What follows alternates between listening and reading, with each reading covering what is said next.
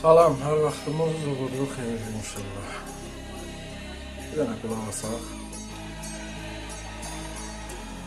Kabe'de hacıları der Allah, yer gökini dibinden Allah, melekler gökleri yeriler Allah, izin ver de Kabe'ni görelim Allah, izin ver de yolunda ölelim Allah, göster cemalini görelim Allah.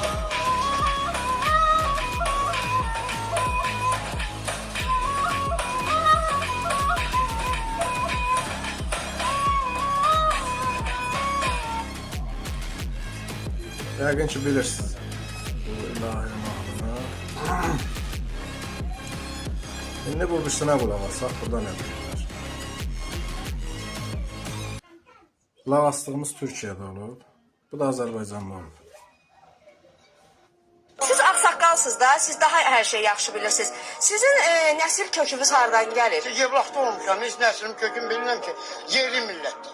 Hindistandan deyirlər gəlib o vaxt, düzdür o söhbət. Yox, vallahi bilmirəm.